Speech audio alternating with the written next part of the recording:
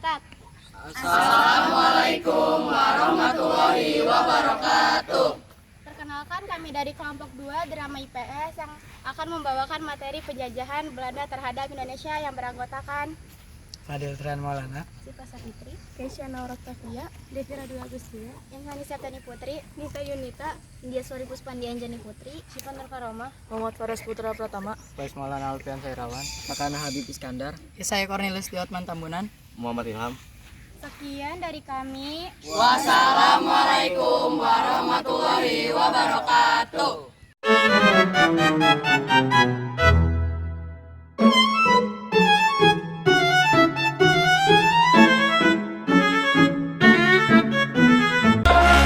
Even if the sky is falling down, I know that we'll be safe and sound.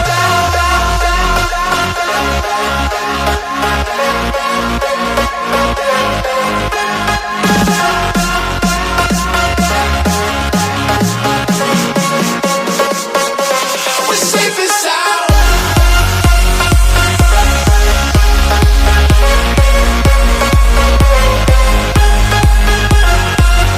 Belanda mulai datang ke Indonesia, tepatnya di Pelabuhan Banten, Jawa Barat, pada tahun 1596 untuk mencari rempah-rempah.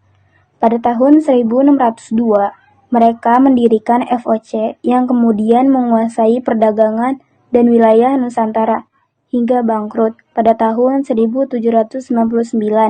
Setelah itu, Indonesia menjadi koloni resmi di bawah pemerintahan Hindia Belanda pada tahun 1800 sampai 1942.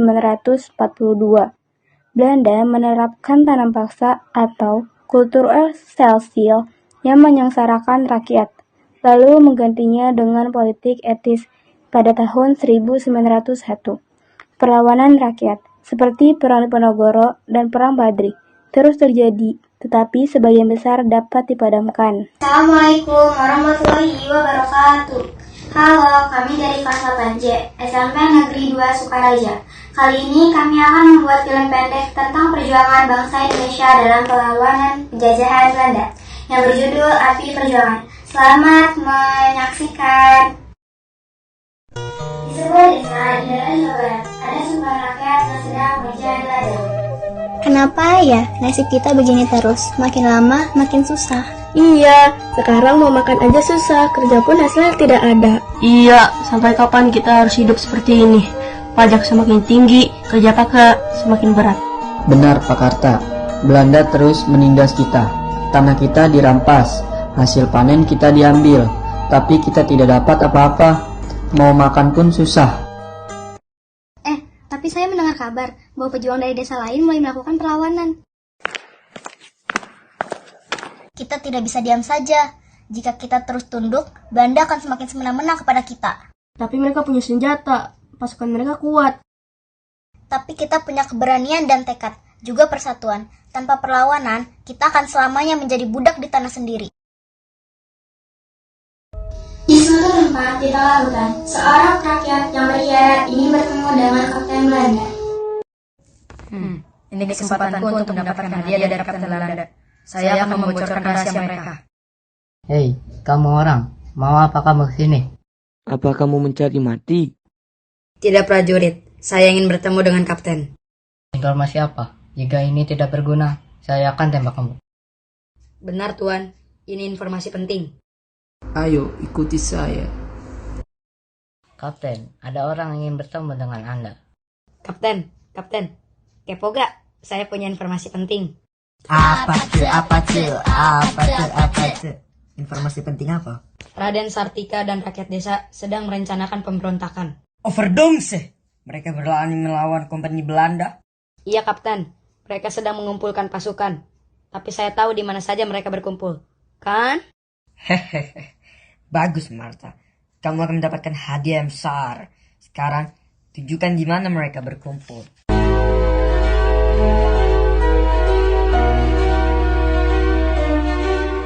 Prajurit, siapkan pasukan untuk menyerang markas mereka. Siap, Kapten.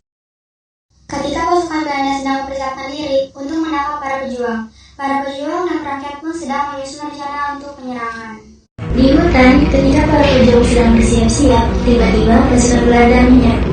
Prajurit, tangkap mereka semua, dan hukumannya adalah mati. Terjadilah pertempuran antara rakyat dan pasukan Belanda.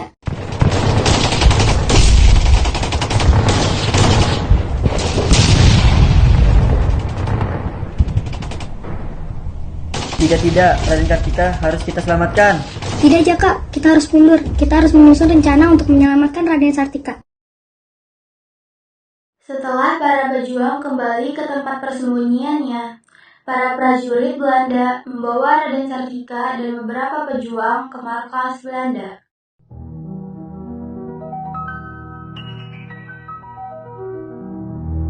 Raden Sartika, siapa pemimpin lain dari kelompokmu? Jika kau bicara, aku akan mengampunimu. Tapi jika kau tidak bicara, aku akan menembakmu. Cepat bicara! Aku lebih memilih mati daripada harus mengkhianati bangsaku. Jangan jadi pahlawan kamu. Ayo, Bisara. Baik kalau begitu. Kau akan mati besok di depan rakyatmu sendiri. Rasakan sendiri, kepala batu. Ayo bicara, siapa pemimpinmu yang lain? Tidak tahu Tuan, ampuni saya Tuan. Saya masih punya anak, istri, dan selingkuhan. Ketika Kapten Van de Zik sedang menginterogasi Raden Sartika dan para pejuang yang tertangkap, Jaka dan Siti mulai bergerak maju.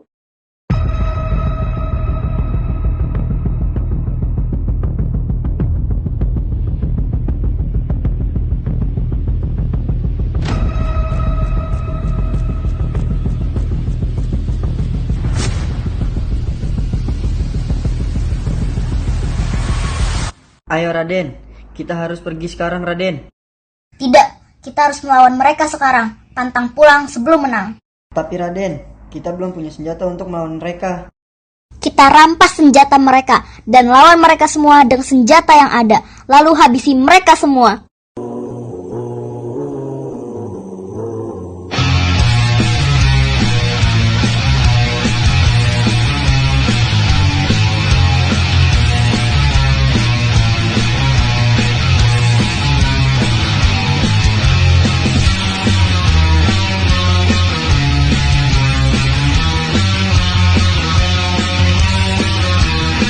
Prajurit, mundur! Cepat mundur! Akhirnya, pasukan Belanda pun dipukul mundur oleh pasukan Raden Sartika. Para pejuang dan rakyat pun berganti lari. Saudara-saudaraku semua, pada hari ini kita membuktikan bahwa rakyat tidak bisa ditindas selamanya. Dan kita harus tetap berjuang melawan penjajah di bumi kita sendiri. Ini baru awal perjuangan, kita akan terus berjuang sampai Indonesia merdeka. Merdeka! Merdeka! Merdeka!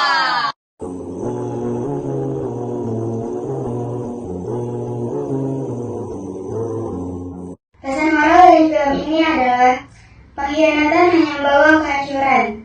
Jangan takut melawan ketidakadilan, karena persatuan rakyat adalah senjata utama dalam perjuangan. Merdeka!